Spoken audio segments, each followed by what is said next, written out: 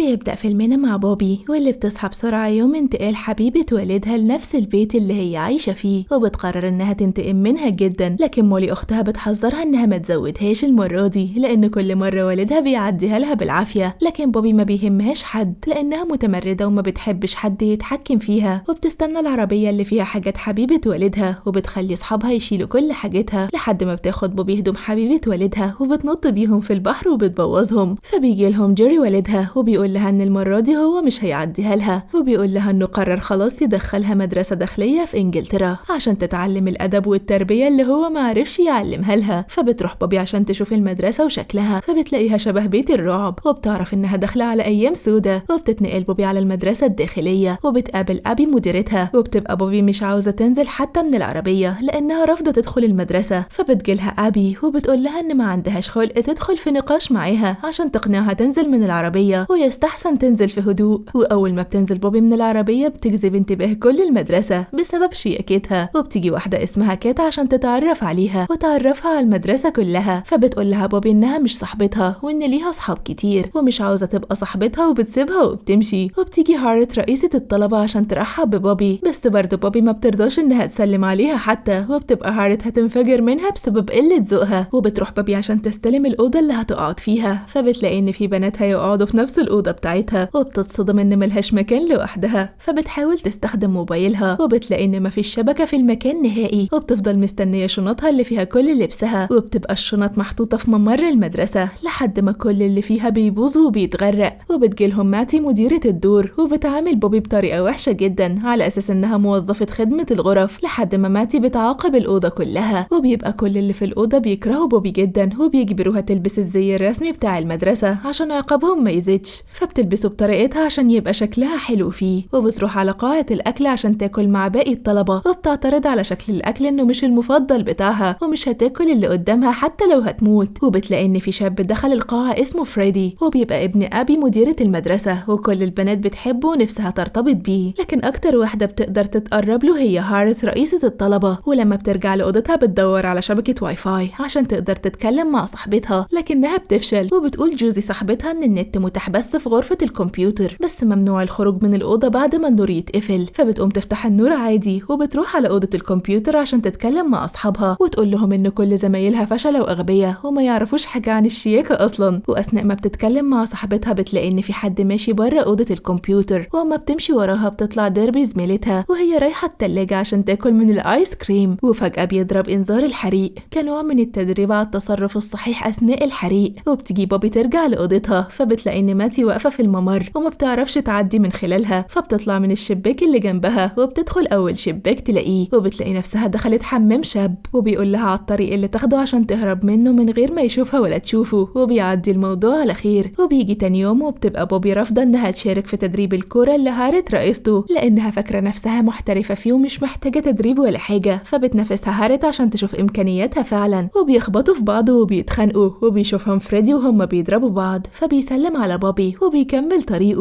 وساعتها بتولع هارت لأنها معجبة بفريدي ومتضايقة إنه ليه فريدي يسلم على بوبي أصلا، وبتقرر إنها لازم تنتقم من بوبي بأي طريقة. وبتبقى أبي المديرة طلبت بوبي لمكتبها وبتقول لها إن المدرسة ليها قوانينها ولازم تتبعها، وإن مفيش حد مشهور اتخرج منها لأنها لو ناوية تبقى مشهورة ومعروفة فيستحسن تسيب المدرسة وما تكملش فيها أصلا. وبتروح تقعد لوحدها عشان تفكر في كلام أبي، لكن نصيبها بتبقى قاعدة تحت شباك أوضة هارت، واللي بتخلي البنت اللي بتغسل لبسها ترمي مية الغسيل من الشباك، فبتقع على بوبي وبتغرقها. وبتروح بوبي على أوضتها وهي متضايقة من اللي بيحصل فيها بعد ما كانت عايشة حياة سعيدة ومرفهة، وبتفضل قاعدة متضايقة وزعلانة. فبتجيلها زميلتها كات وبتقول لها إنها لازم ترتب السرير بتاعها والموضوع مش صعب نهائي، وبتعلمها إزاي ترتبه. فبتشكرها بوبي وبتسألها هي ليه بتساعدها وهي بتعاملها وحش، فبتقول لها كات إنها متأكدة إن دي مش شخصيتها الحقيقية وبتتعامل بالطريقة دي لأنها خايفة وعاوزة ترجع لبيتها وحياتها الطبيعية. وده رد فعل طبيعي جدا منها إنها تبعد أي حد حواليها عن التعامل معاها، وبتنصحها إنها لو عاوزة ترجع لبيتها من تاني لازم تطرد من المدرسة، ودي حاجة مش سهلة إنها تحصل لأن المجلس بيتمسك بطلابه بقدر الإمكان، وأهم حاجة إنها لازم تعمل مشاكل كبيرة في المدرسة عشان تترفد منها نهائي. وبتقرر كات وزمايلها كلهم إنهم يساعدوها في إنها تطرد من المدرسة، وأول حاجة هي إنهم بيوزعوا صور لهارت على أساس إنها فتاة ليل في المدرسة، وبيبوظوا حمام حمام السباحة بتاع الطلبة، وبيفضحوا علاقة مدرس ومدرسة موجودين في المدرسة. وبيبقى أهم حاجة في الخطة إن دايما بوبي تبقى هي الملامة على كل المصايب دي. وبعدها بتلجأ بوبي الخطة للتقرب من فريدي عشان تعصب هاريت وتخليها عاوزة ترفدها بأي شكل، وبتحدد إنها تعمل كده في الحفلة بتاعة المدرسة يوم السبت. وبتحكي كل اللي بتعمله لصاحبتها من الإيميل بتاعها، وبتبقى فاتحاه من أوضة الكمبيوتر، وبتجيلها صاحبتها عشان هيقدروا أخيرا يخرجوا بره المدرسة، وبتحذرها إنها لازم لما تقوم من الكمبيوتر تخرج من على الإيميل بتاعها الأول لأنها بتنسى. وقبل ما تتحرك على المدينة اللي هتخرج فيها بتقابلها هاريت وبتجبرها إنها تلبس بلوزة عشان لبسها ما ينفعش تخرج بيه، وبيبقى شكلها وحش. وبيروحوا على أول محل لبس عشان يشتروا منه لبس الحفلة اللي عندهم بالليل، وبتختار لهم بوبي أحسن لبس في المحل كله. وبيتحركوا على الكوافير عشان يجهزوا نفسهم وشعرهم، وبتقرر بوبي إنها تغير لون شعرها عشان تشد فريدي ناحيتها وتخلي هاريت تولع أكتر وأكتر. وبيرجعوا كلهم على المدرسة بتاعتهم وبيجهزوا للحفلة، وبيكونوا لابسين أحلى لبس في المدرسة كلها. وبتبقى الحفلة مملة جدا لحد ما بتروح بوبي وبتشغل أغنية سلو عشان ترقص مع فريدي، وبتتضايق هاريت من اللي بتشوفه وبتحاول إنها تبوظ عليهم الحفلة وبتغير الأغنية، لكن بوبي بتكمل رقص عليها عادي. وبتفضل تشرب هي وصاحبتها لحد ما بتتعب وبتقع على الأرض، وبيقومها فريدي من على الأرض وبيروحوا سوا القاعة فاضية. وبتحاول إنها تتقرب لفريدي عشان تضايق هاريت أكتر، لكن فريدي بيرفض إنه يستغلها لأنها مش في وعيها لتصرفاتها وسكرانة كمان، وبيقول لها إنه هيبقى يقابلها بعدين في المدرسة. وبتكتب لصاحبتها وبتحكي لها إنها ناوية تطرد قريب من المدرسة، ده غير إنها خارجة في موعد غرامي مع فريدي ابن المديرة. وقبل ما تبعت الإيميل لصاحبتها بتدخل عليها ديربي وبتقول لها إن فريدي مستنيها تحت، وبتنزل له فورا. وبتنسى الإيميل بتاعها مفتوح من غير ما تبعت الرسالة، وبيبان إن في حد استخدم الإيميل بتاعها. وبتكون بوبي راحت لفريدي عشان يخرجوا سوا في المدينة القريبة منهم، وبيعترف فريدي بإعجابه ببوبي. وبعد ما بيخلصوا خروجتهم بترجع لأوضتها وهي فرحانة، لكنها بتلاقي إن كل زمايلها في الأوضة قاعدين متضايقين وماسكين في إيديهم ورقة، وبتبقى رسالة من إيميل بوبي مبعوتة لصاحبتها وهي بتشتم في زمايلها وبتقول عليهم إنهم وحشين وما بيفهموش في الموضة وأغبية جدا. وبتنكر بوبي إنها بعتت أي حاجة من إيميلها أصلا، لكن محدش بيصدقها. وبتجري على فريدي عشان تحكي له اللي حصل لها، فبتلاقيه هو كمان مع رسالة من إيميلها وبتقول عليه إنه شخص ساذج وسهل استغلاله عشان تضايق هاريت مش أكتر، وإنها ولا بتحبه ولا معجبة بيه وبتتسلى معاه وبس. وبيقفل فريدي الباب في وشها أول ما بيشوفها عشان ما بيبقاش طايق يتكلم معاها. وبيجي الليل وبتكون قاعدة في المطبخ وهي زعلانة من اللي حصل، وبتتصل بصاحبتها عشان تطلب مساعدتها، فبتلاقيها هي كمان مشغولة بسبب الحفلة اللي عندها ومش فاضيالها، وبتقفل السكة معاها. فبتفضل بوبي تلعب بالولاعة بتاعتها لحد ما بتولع في الستارة اللي جنبها وبتطفيها بسرعة، وبترجع على أوضتها تاني، لكن النار ما بتكونش اتطفت وبتولع في المطبخ كله. وبتكون ديربي موجودة في التلاجة بتاكل آيس كريم كالعادة، وأول ما بتشوف بوبي اللي بيحصل بتتصل بالمطافي وبتضرب جهاز الإنذار. وبتصحى كل المدرسة عشان يخرجوا بره المبنى لأن لو النار انتشرت في المدرسة ممكن حد يموت. وبتفضل أبي تعد الطلبة وبتاخد بوبي بالها إن ديربي مش موجودة وسطهم، فبتجري على المطبخ وهو بيولع وبتفتح باب التلاجة وبتخرج بديربي بره الحريق وبتنقذها. وبعد ما الحريق بيطفي بيدخل فريدي عشان يعرف سبب النار من رجل المطافي، فبيدوس على ولاعة بوبي وبيعرف إنها السبب، وبيروح يديها لها وبيقول لها إن تهورها واستهتارها كان ممكن يموت زميلتها النهارده. وبتفضل شايلة ذنب اللي حصل لحد ما بتروح لمديرة المدرسة وبتعترف باللي عملته، وبتحكي لها كل اللي حصل. وما بيكونش قدام أبي حل غير إنها تحولها للتحقيق قدام محكمة الشرف لتحديد مصيرها ومستقبلها في المدرسة دي. وبتكتب بوبي رسالة اعتذار لفريدي على اللي عملته، وقالت له إن كل ده مش حقيقي. وبيتقابلوا هما الاتنين في القاعة وبيقول لها إنه مصدقها ومش مهتم يعرف مين اللي وقع ما بينهم، فبتقول له إنها اعترفت للمديرة ومستنية تتقدم للتحقيق. وبيكون زمايل بوبي عرفوا إنها بلغت عن نفسها، ولما بيفكروا بيقدروا يتأكدوا إن بوبي مظلومة لأن وقت إرسال الإيميل كانت بوبي بره المدرسة أصلا. وديربي دخلت على سجل دخول أوضة الكمبيوتر وعرفت إن هاريت هي اللي دخلت ورا بوبي الأوضة بعدها بدقايق، وأكيد هي اللي عملت كده. وبيروحوا كلهم على أوضة المحكمة اللي بوبي موجودة فيها وبيحاولوا إنهم يخلوا كل البنات تتعاطف مع بوبي. وبتبقى هاريت بتحاول إنها تشيلها الذنب أكتر وإنها سبب الحريقة وكانوا ممكن يموتوا كلهم بسببها، لحد ما أبي بتأمرها إنها تقعد ساكتة وبتسأل بوبي عن اللي حصل. فبتقول بوبي إنها كانت فاكرة إن الحريقة اتطفت خلاص وخرجت من المطبخ وكانت لوحدها هناك عشان كده ما فيش شاهد عليها إنها طفت النار، لكن ساعتها بتقف كات وبتقول لها إنها كانت معاها. وبتقف ديربي وبتقول نفس الكلام، وكل البنات بيقوموا عشان يدافعوا عن بوبي. وبتتضايق هاريت من اللي بيحصل وبتقول لهم إن هي السبب، وأكبر دليل إن ولعتها هي اللي بدأت النار في المطبخ واترمت على الأرض. فبتسألها بوبي هي عرفت ازاي ان كان معاها ولاعة واترمت على الأرض، والتحقيقات ما قالتش أي حاجة عن أي ولاعة. وساعتها بتفهم أبي اللي حصل وبتأمر هاريت انها تروح على مكتبها فورا لأنها سبب الحريقة اللي حصلت مش بوبي، وبتبقى بوبي بريئة من اتهامها وبالتالي مش هتطرد من المدرسة، وهاريت اللي بتطرد وبتستمر بوبي في المدرسة وبتكون السبب في فوز مدرستها بالدوري لأول مرة منذ زمن طويل. وبس كده بيخلص الفيلم. ما تنساش لو عجبك تعمل لايك وقولولنا رأيكم في الكومنتات.